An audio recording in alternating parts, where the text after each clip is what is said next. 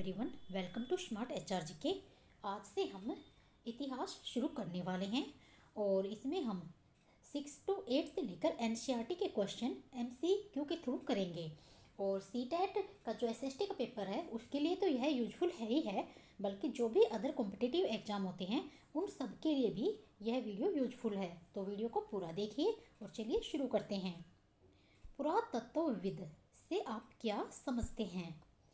इसका आंसर होगा जो इतिहास में इस्तेमाल होने वाली चीज़ों का अध्ययन करे उसे क्या कहा जाता है? पुरातत्वविद। और अतीत के बारे में अध्ययन करने वाला व्यक्ति क्या कहलाता है? अतीत के बारे में जो अध्ययन करता है उसे कहा जाता है इतिहासकार। नेक्स्ट, ताड़पत्र अथवा भुर्ज पेड़ की छाल पर हाथ से लिखी लिपि को किस नाम से जाना जाता है? इसका आंसर होगा पांडुलिपि। ताड़पत्र अथवा भुर्ज पेड़ की छाल पर हाथ से लिखी हुई लिपि को पांडुलिपि के नाम से जाना जाता है। और जो ये भुर्ज वृक्ष हैं यह कहाँ मिलते हैं? यह हिमालय पर मिलते हैं। नेक्स्ट, निम्न में से कौन सा कथन अभिलेख से संबंधित है? इसका आंसर होगा कठोर सतह पर लिखे हुए लेख या अभिलेख राजाओं द्वारा पत्थरों अथवा धातुओं पर लिखवाए जाते थे, या प्रथम अभिलेख जो कि मध्य एशिया से प्राप्त हुआ। इसमें राइट आंसर क्या रहेगा? इसमें सारे ऑप्शन सही हैं, क्योंकि कठोर सतह पर लिखे हुए लेख को ही अभिलेख कहा जाता है। और पहले राजाओं द्वारा पत्थरों और धातुओं पर उनके बारे में लिखवाया जाता था। और जो विश्व का प्रथम अभिलेख है वह कहाँ से मिला था? मध्य एशिया से। नेक्स्ट, भारत का प्रथम अभिलेख किस लिपि में लिखा गया है? इसका आंसर होगा ऑप्शन 4, 1 और 2, यानी कि ब्राह्मी और खरोष्ठी। भारत का प्रथम अभिलेख जो कि सम्राट अशोक द्वारा लिखित है, इसे ब्राह्मी और खरोष्ठी लिपि में लिखा गया है। नेक्स्ट, अशोक के कंधार अभिलेख की लिपि कौन सी है? इसका आंसर होगा अरमाई। अशोक के कंधार अभिलेख की लिपि अरमाई और यूनानी है। नेक्स्ट,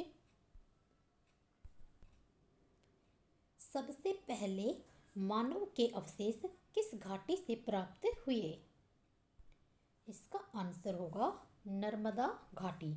सबसे पहले नर्मदा घाटी से मानव के अवशेष प्राप्त हुए और इनको आखेटक व खाद्य संग्राहक कहा जाता था। नेक्स्ट, प्राचीन काल में आम लोगों के द्वारा प्रयोग की जाने वाली भाषा क्या थी? इसका राइट आंसर होगा प्राकृत। प्राचीन काल में आम लोगों के द्वारा प्राकृत भाषा का प्रयोग किया जाता था। नेक्स्ट, कृषि का आरंभ कब हुआ था? इसका आंसर होगा लगभग 8000 वर्ष पूर्व कृषि का आरंभ हुआ था। और कहाँ से हुआ था? मेहरगढ़ से, यानी कि सबसे पहले कृषि के अवशेष मेहरगढ़ से प्राप्त हुए थे, जो कि कहाँ पर है? सुलेमान तथा किरथर पर्वत श्रेणी के पास है। नेक्स्ट, कृषि के प्रथम अवशेष कहाँ से मिले हैं? इसका आंसर होगा मेहरगढ़। कृषि के प्रथम अवशेष मेहरगढ़ से प्राप्त हुए। नेक्स्ट, सुलेमान और किरथर पर्वत श्रेणी पर रहने वाले लोगों ने सबसे पहले किन फसलों को उपजाना शुरू किया था? इसका आंसर होगा गेहूं और जौ। यानी कि मेहरगढ़ से सबसे पहले कृषि के साक्ष्य प्राप्त हुए थे और यहाँ पर सुलेमान और किरथर पर्वत श्रेणी पर रहने वाले लोगों ने सबसे पहले जिस फसल को उपजाया था वह थी गेहूं और जौ। नेक्स्ट, प्रारंभिक नगरों का विकास कहाँ हुआ था?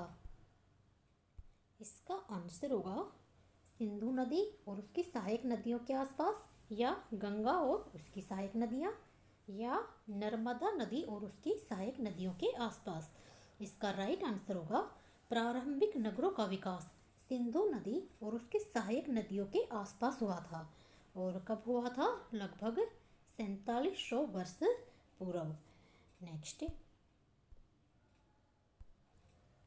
गंगा नदी के दक्षिण में सबसे विशाल और शक्तिशाली राज्य कौन सा था? इसका आंसर होगा मगध। गंगा नदी के दक्षिण में सबसे पहला विशाल और शक्तिशाली साम्राज्य मगध था। नेक्स्ट, प्राचीन भारत कितने भागों में विभाजित था? इसका आंसर होगा 3। प्राचीन भारत 3 भागों में विभाजित था। नेक्स्ट, निम्न में से किसका संबंध प्राग ऐतिहासिक काल से है? इसका आंसर होगा जिसका कोई लिखित वर्णन नहीं है, यानी कि जिसका कोई लिखित रिकॉर्ड नहीं है, इसका संबंध किससे है? प्राग ऐतिहासिक काल से। और जिसका लिखित वर्णन भी है और जिसको पढ़ नहीं सकते, उसका संबंध किससे है? अर्ध ऐतिहासिक काल से। नेक्स्ट, गारो पहाड़ियाँ तथा विंध्य पर्वत के पास किस फसल के साक्ष्य प्राप्त हुए हैं? इसका आंसर होगा चावल। गारो पहाड़ियाँ तथा विंध्य पर्वत के पास चावल के साक्ष्य प्राप्त हुए हैं। नेक्स्ट, निम्न में से कौन से वस्तुओं से इतिहास की जानकारी का पुरातात्विक स्रोत नहीं है? इसका आंसर होगा दहसाला रिपोर्ट। दहसाला रिपोर्ट से इतिहास की जानकारी प्राप्त नहीं होती है। इसके अलावा सिक्के, जीवाश्म, खंडहर और यह अभिलेख, इनसे इतिहास की जानकारी के बारे में पता लगता है। नेक्स्ट,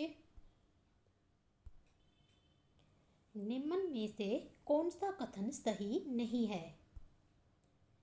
इसका आंसर होगा आखेटक शिकारी को कहा जाता था, यह सही है। पत्थर अथवा धातु पर लिखे लेख को पांडुलिपि कहते हैं, यह इसका राइट आंसर होगा, यानी कि यह रॉन्ग है। पत्थर अथवा धातु पर लिखे लेख को अभिलेख कहा जाता था। और पांडुलिपि क्या होती थी? जो हाथ से लिखी हुई होती थी और जिसको भुर्ज पेड़ की छाल पर लिखा जाता था। और गारो पहाड़ियाँ यह भारत के उत्तर पूर्व में है, यह भी राइट है। तो इस क्वेश्चन में पूछा गया था सही नहीं है, तो इसका राइट आंसर होगा सेकंड। नेक्स्ट, प्राचीन काल में मिस्र के राजा और रानियों के नाम को एक फ्रेम में दिखाया गया है, इसे किस नाम से जाना जाता था? इसका राइट आंसर होगा कारतूस। प्राचीन काल में राजा और रानियों को एक फ्रेम में, यानी कि एक फ्रेम में उनका नाम को दिखाया गया है, उसे कारतूस कहा जाता था। और एम्फोरा यह एक नुकीला औजार होता था। नेक्स्ट, निम्न में से किससे ऐतिहासिक जानकारी के स्रोत के बारे में पता चलता है? इसका आंसर होगा प्राचीन सिक्के, बर्तन तथा औजार या खंडहर तथा लिखी हुई किताबें। इन सब से ऐतिहासिक जानकारी के स्रोत के बारे में पता चलता है, अर्थात इसका राइट आंसर होगा यह सभी। नेक्स्ट, निम्न में से कौन सा कथन सही नहीं है? इसका राइट आंसर होगा सिंधु घाटी, यानी कि सिंधु घाटी आरंभिक कृषि, यह सही नहीं है। सिंधु घाटी से आरंभिक कृषि नहीं, आरंभिक नगर का पता चलता है।